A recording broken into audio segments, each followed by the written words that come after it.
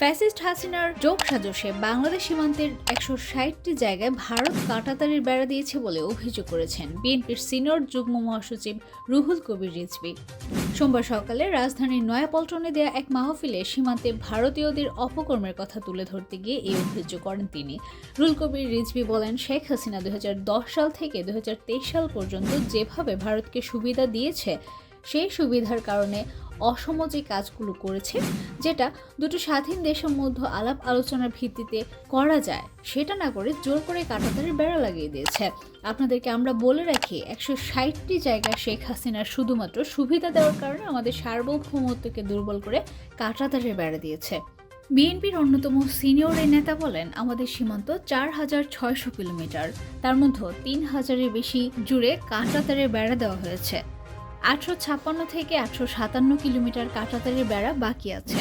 আন্তর্জাতিক যে নিয়ম বিধিবিধান দুই দেশের মধ্যে চুক্তি হয়েছে এবং আলাপ আলোচনা হয়েছে, সেটা মানছে না ভারত।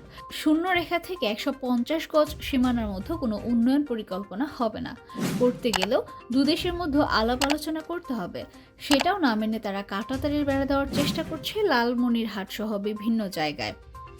রুহুল কবির রিজভী বলেন, এর জন্য বাংলাদেশের সীমান্ত রক্ষীর প্রতিরোধের সঙ্গে জনগণ যে দাঁড়াতে পারে, এর দৃষ্টান্ত আওয়ামী লীগ আমলের শেখ হাসিনা করতে দেয়নি। ফ্যাসিজম দিয়ে, তার নির্দয়তা দিয়ে, সহমর্মিতা দিয়ে ভারতের সেবাদাস হয়ে কাজ করেছেন।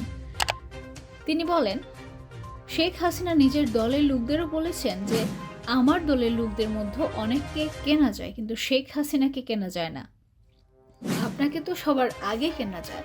ভারত আপনাকে সবার আগে কিনে নিয়েছে। কেনার কারণে আপনার নিজের দেশের স্বাধীনতা, সার্বভৌমত্ব এবং গৌরবকে আপনি পদদলিত করে ভারতকে অসম কাজ করার সুযোগ সুবিধা দিয়েছেন। নয়াপল্টনে বিএনপির কেন্দ্রীয় কার্যালয়ে জাতীয়তাবাদী রিকশা, ভ্যান, অটোরিকশা চালক শ্রমিক দলের উদ্যোগে বিএনপির চেয়ারপারসন খালেদা জিয়ার আশু রোগ মুক্তি কামনায় এই দোয়া মাহফিল হয়।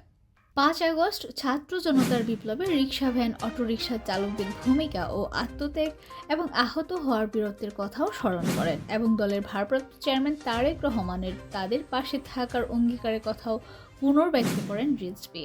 আলমগীর হোসেন মন্টুর সভাপতিত্বে দোয়া মাহফিলে বিএনপির চেয়ারপারসনের বিশেষ সহকারী শামসুর রহমান শিমুল বিশ্বাস, মাহবুবুর রহমান সুমন, আব্দুস সাত্তার পাটোয়ারি সহ শ্রমিকরা বক্তব্য রাখেন।